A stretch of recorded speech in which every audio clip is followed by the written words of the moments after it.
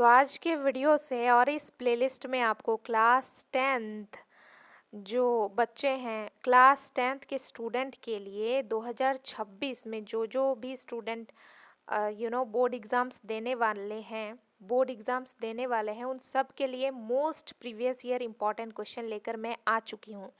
अभी मैं आपको स्टोरी तो सब कुछ कंप्लीट नहीं करा सकती, लेकिन इतना ज़रूर आपकी मदद कर सकती हूँ कि कौन कौन से क्वेश्चंस बार बार पूछे गए हैं और वो भी 2026 के बोर्ड एग्जाम्स में रिपीट हो सकते हैं। So without wasting a little bit time, let get started. सबसे पहला इंपॉर्टेंट क्वेश्चन है, how is bread an important part of Goan life. ठीक है, गोवा में रहने वाले लोगों के लिए ब्रेड इतना इम्पोर्टेंट क्यों है। या फिर why does the postmaster and money to why does the postmaster send money to Lancho। मतलब इस और का मतलब होता है या तो आप इस क्वेश्चन का आंसर दो या फिर इस क्वेश्चन का आंसर दो, आपके पास दो चॉइसेस हैं। तो सबसे पहले हम इस क्वेश्चन का आंसर देख लेते हैं कि how is bread an important part of Goan life. So, in the Goan village, a baker enjoys a significant position. All the festivals and other festival occasions will be meaningless without the presence of his furnace.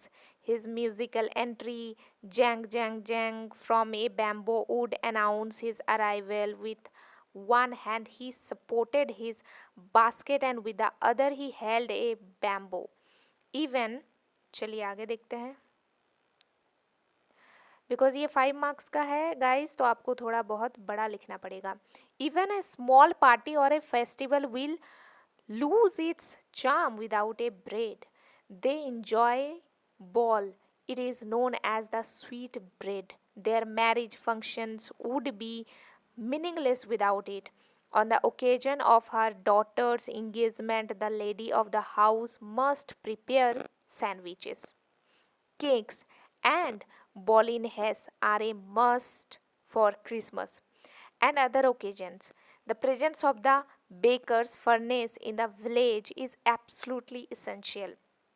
The bread seller had a peculiar dress known as the kabia.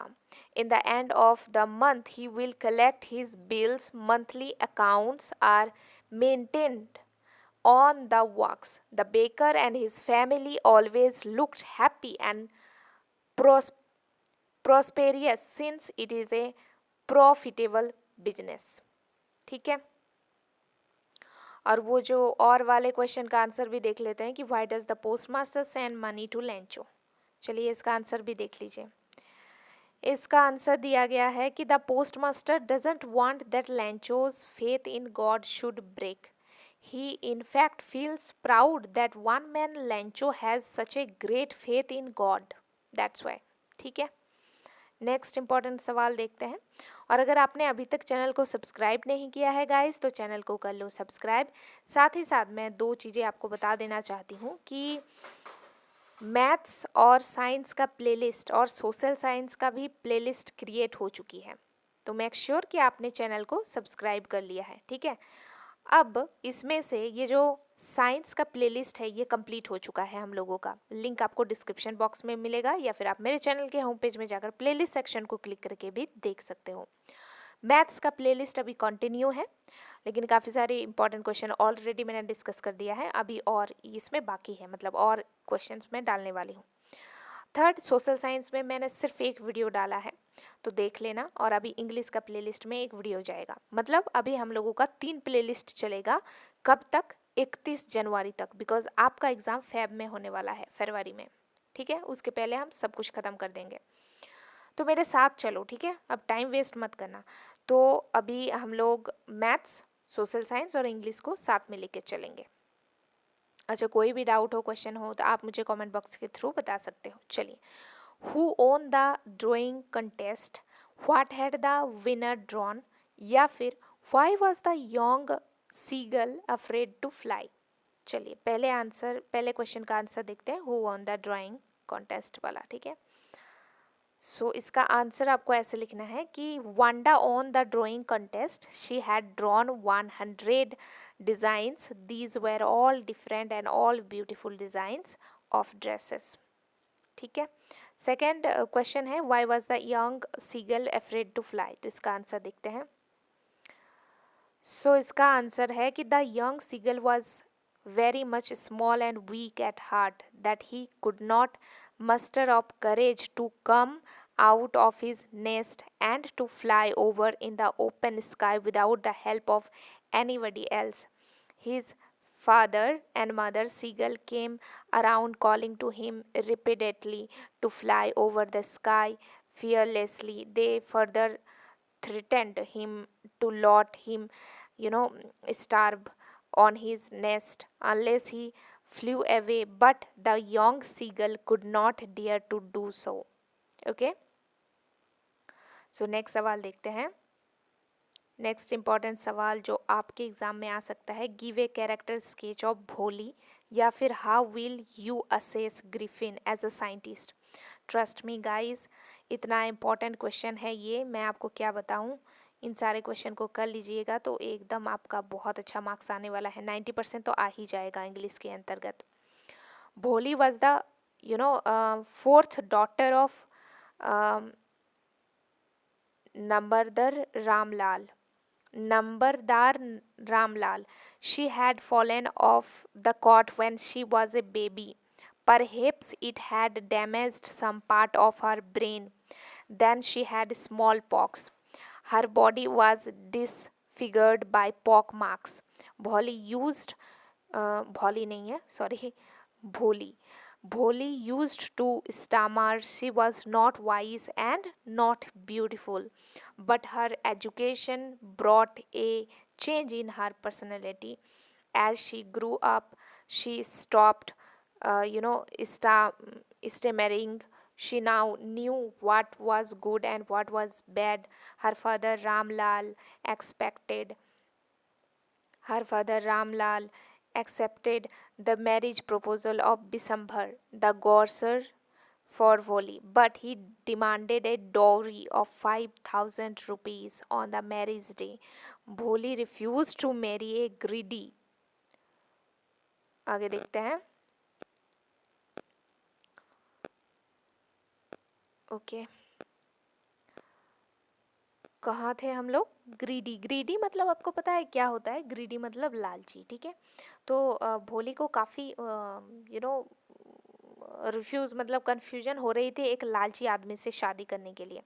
So mean and hateful person education had दस made भोली ए wise girl. Education ने भोली को एक बुद्धिमान लड़की बनाया है, इसलिए education is basic need guys, education is most important thing. Now next सवाल का आंसर देखते हैं। Griffin was a brilliant scientist. He discovered how, ये देखो इस क्वेश्चन का आंसर यहीं तक लिखना है, ठीक है, कहीं तुम दोनों को मिक्स करके ना लिख दो। अब हम लोग दूसरे वाले पार्ट का आंसर देख रहे हैं, यहाँ पे देख लो एक बार, मैं बता देती हूँ इस वाले पार्ट का, ठीक है, कि how will you access Griffin as a scientist. चलो इसका आंसर देखते हैं।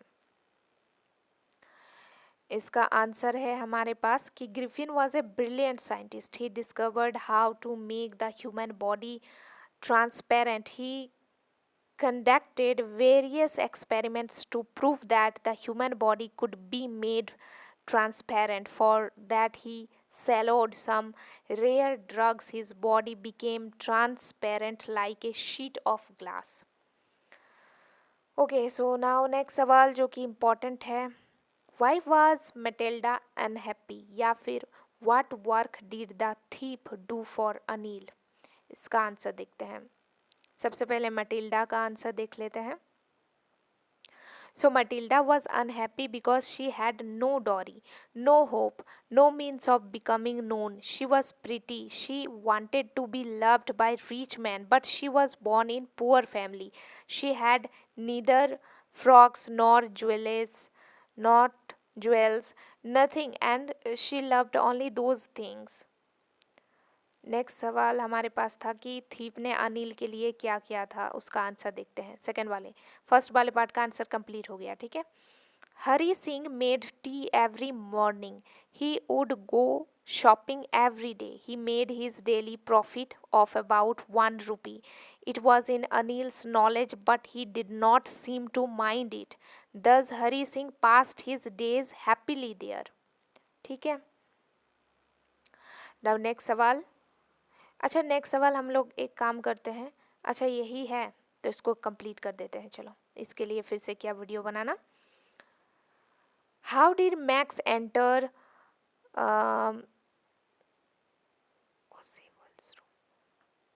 सो नेक्स्ट इंपॉर्टेंट सवाल है, how did Max enter Oswald's room, why did he do so, और how did Ebright's mother encourage him. ये दो क्वेश्चन पूछा गया है, तो हम पहले पार्ट का आंसर देखते हैं इस क्वेश्चन का.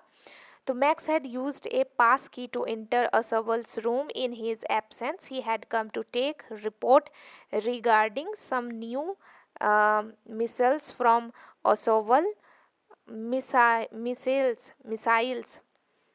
missiles from Oswald by force. He knew that the report was going to be delivered to Oswald on that night. Next question, how did Ebright's mother encourage him. तो इसका answer देख लेते हैं फटाफट से. सो इसका आंसर है, Ebright's mother encouraged his interest in learning. She took him on trips. She bought him telescopes, microscopes, cameras and mounting materials. She bought him other equipment also. She also helped him in many other ways. सो इसके next part का इंतज़ार करो, जिसमें हम लोग grammar भी discuss करने वाले हैं. सो मेक श्योर कि आपने चैनल को सब्सक्राइब कर लिया है. Thank you.